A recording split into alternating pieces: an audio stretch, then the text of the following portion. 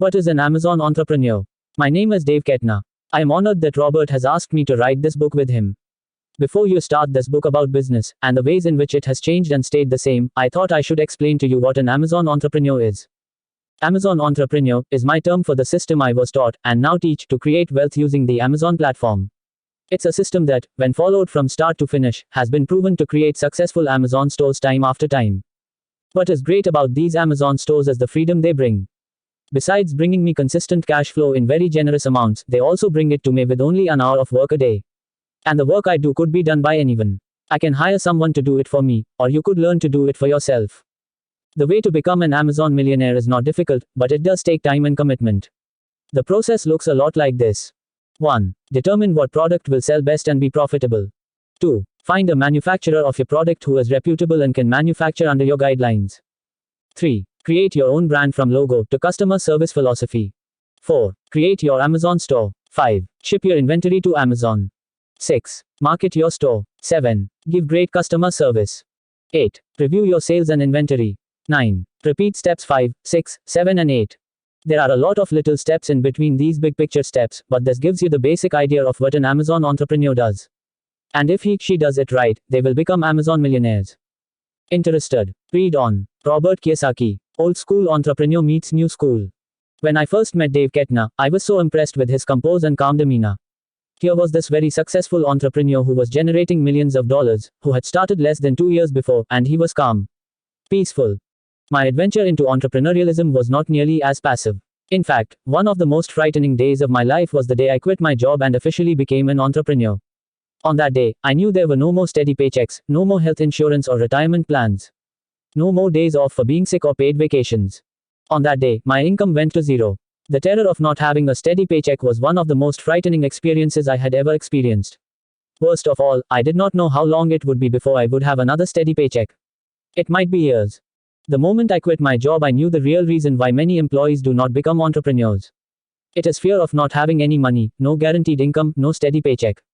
Very few people can operate for long periods of time without money. Entrepreneurs are different, and one of those differences is their ability to operate sanely and intelligently without money. On that same day, my expenses went up. As an entrepreneur, I had to rent an office, a parking stall, and a warehouse. Buy a desk and a lamp, rent a phone, and pay for travel, hotels, taxis, meals, copies, pens, paper, staples, stationery, legal tablets, postage, brochures, products, and even coffee for the office. I also had to hire a secretary, an accountant, an attorney, a bookkeeper, a business insurance agent, and even a janitorial service. These were all expenses my employer had once paid for me. I began to realize how expensive it had been to hire me as an employee. I realized that employees cost far more than the number of dollars reflected in their paychecks. The day I officially left the company, I was in San Juan, Puerto Rico. It was June 1978. I was in Puerto Rico because I was attending the Xerox Corporation's President's Club celebration, an event recognizing the top achievers in the company. People had come from all over the world to be recognized. It was a great event, a gala I will always remember. I could not believe how much money Xerox was spending just to recognize the top salespeople in the company. But even though it was a celebration, I was having a miserable time. Throughout the 3-day event, all I could think about was leaving the job, the steady paycheck, and the security of the company. I realized that once the party in San Juan was over, I was going to go on my own. I was not going back to work at the Honolulu branch office or the Xerox Corporation. When leaving San Juan, our plane experienced some kind of emergency. In preparing to land at Miami, the pilot had us all brace, cradle our heads, and prepare for a possible crash. I was already feeling bad enough about this being my first day as an entrepreneur, but on top of that I had to prepare to die. My first day as an entrepreneur was not off to a very good start.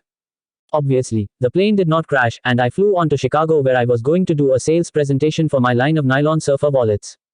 I arrived at the Chicago Mercantile Mart late because of the flight delays, and the client I was supposed to meet, a buyer from a large chain of department stores, was already gone. Once again, I thought to myself, this is not a good way to start my new career as an entrepreneur. If I don't make this sale, there will be no income for the business, no paycheck for me, and no food on the table. Since I like to eat, having no food disturbed me the most. Dave did not appear to have this adrenaline, fear-based fuel. When I first met Dave, he was simply teaching some techniques he was using to drive more sales through his Amazon store. When I began my business, I had to quit work just to have the time to fly around the globe selling my wallets. Here Dave was, selling his Amazon products through a store that reached the world in seconds. All from his own home office. I was feeling old and out of touch when Dave approached me and asked me to sign his copy of Midas Touch, a book written by Donald Trump and myself about entrepreneurialism. I was surprised. I of course signed his book, but as I handed it back to him, I asked him, "Did you read this book?" "Oh yes," he replied with great enthusiasm. "It's one of the best business books I've read. I've applied a lot of the lessons to my Amazon business." I was a bit taken aback. I had to ask him more, "So, the lessons from my days still apply today?" "Absolutely," Dave replied. "It's still all business, just some of the systems have changed. The reasoning hasn't changed one bit. It's just now you can do so much more with less."